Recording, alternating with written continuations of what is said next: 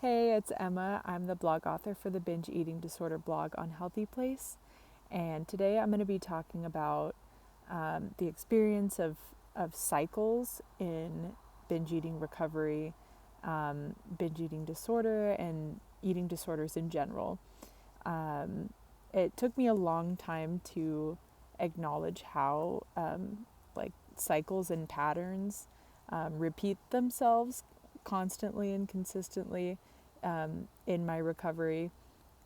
And it can be as small as, a day cycle, a pattern you notice in a day, or maybe in a week, or a month, or maybe it's an entire season where some things you do seem to repeat themselves and lead to the same things over and over.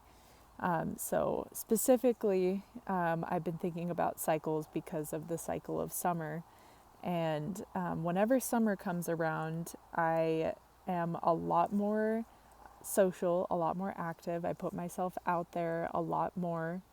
And the cycle I enter into is I tend to fixate a lot more on what I'm eating and trying to eat as healthy as I can, and kind of building tension throughout the summer of trying to look a certain way, trying to feel a certain way, feel very healthy.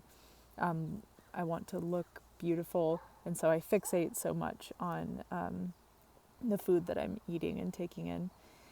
And so the cycle as it goes on, towards the end of the summer, I experience the exact opposite of that, and all I want is to eat all these foods that I've been craving but not allowing myself to have. And this is a cycle. This is a pattern that repeats itself. And I've found that it is so helpful, to be able to recognize the pattern for one, and to just acknowledge it, and to not, get so frustrated and angry at oh, I did it again. The cycle repeated itself again, or I've done the same habit that I really want to stop doing. So most importantly, whenever you recognize, if you're at some point in the cycle, whether that's at the beginning and right in the middle when you realize it, or at the end when you get the undesired outcome, the most important part is to try to do something differently. And that could be maybe writing a note or jotting down, here's the date, here's the time. I noticed this about, the cycle that I've been noticing. This is what happened before. This is, something that perhaps made me feel a certain way that made the cycle begin or continue. And it's not going to change all at once, but the most important thing is that you're building recognition to be able to make changes in the future as the cycles cycle themselves out, hopefully.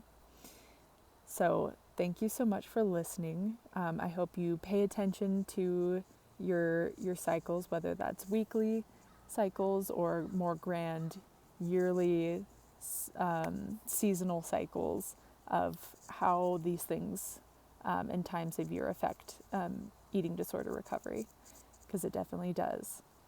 Thank you so much, and I'll talk to you next time. Bye-bye.